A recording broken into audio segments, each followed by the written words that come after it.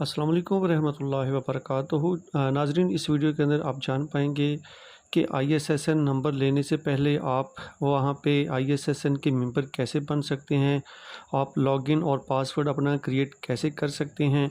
और चूँकि पाकिस्तान जो है इसमें ISSN की कोई एजेंसी नहीं है, तो बराह रास्त आपको पेरिस जो ISS एजेंसी का हेडक्वार्टर है वहाँ से आपको इसका जो है वो नंबर लेना पड़ता है पाकिस्तान में रहते हुए।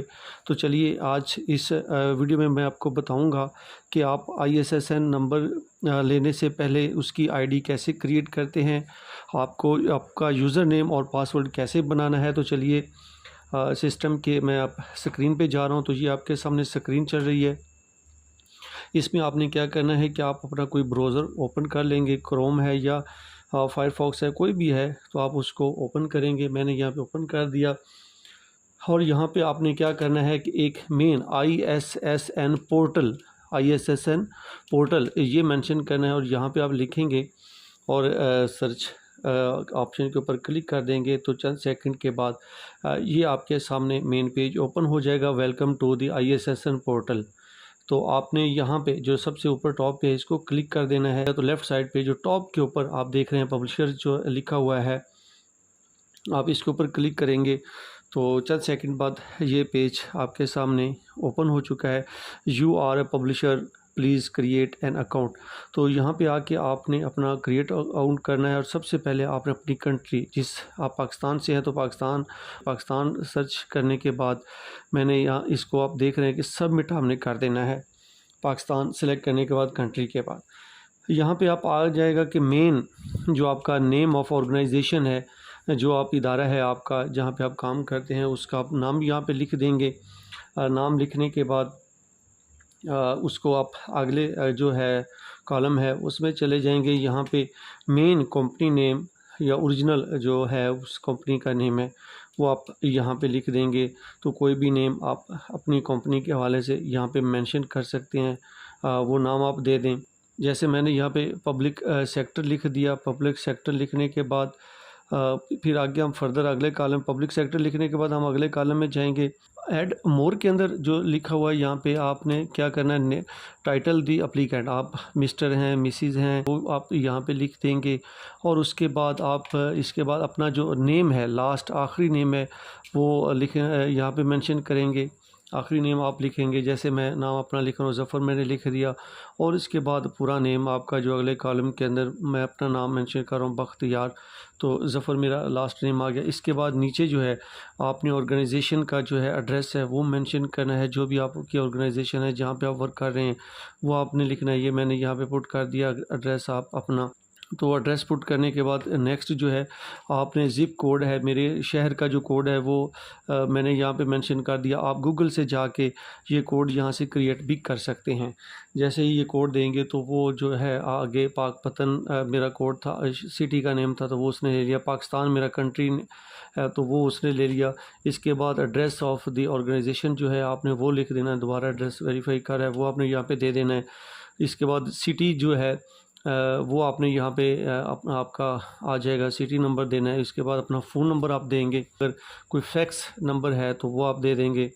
इसके बाद आप क्या है अपना मेल जो है, ईमेल आईडी है वो आप यहाँ पे मेंशन करेंगे। ईमेल आईडी देने के बाद आपकी कोई वेबसाइट है तो वेबसाइट का आप एड्रेस यहाँ पे मेंशन कर देंगे। अगर वेबसाइट आपकी नहीं है तो आप इसको स्किप कर देंगे। आगे टाइप ऑफ जो है ऑर्गेनाइजेशन आपने उसको ले लेना है। पब्लिशर है, कॉर्पोरेट एडिटर है, लाइब्रेरी है, यूनियन कैटलॉग है या अदर जो भी आप इसको देना चाहे तो वो दे सकते हैं। मैंने यहाँ पे लाइब्रेरी क्लिक कर दिया। लाइब्रेरी देने के बाद आगे जो है इसके बाद आपने क्या करना है कि जो इसके टर्म्स हैं वो आपने उसके ऊपर इसको एक्सेप्ट कर लेना है। आप वो यहाँ पे दे देंगे और नीचे जो दोनों कॉलम हैं वो आप दोनों आपने क्लिक कर देने हैं और उसके बाद आपने इस फॉर्म को सबमिट कर देना है।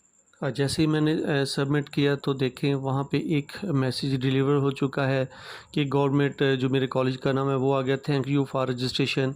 तो ये उसने मैसेज कर दिया और इसी के साथ साथ ही वो मुझे अब कह रहा है कि जी हम आपको जो है ईमेल भेज देंगे, तो ईमेल आप अपने चेक कर लें। यहाँ पे हमने क्या करना है कि यहाँ पे जाना है अपने ईमेल की तरफ, और ईमेल जाके चेक करेंगे तो वहाँ पे इस ISSN की तरफ से एक मैसेज आया हुआ होगा।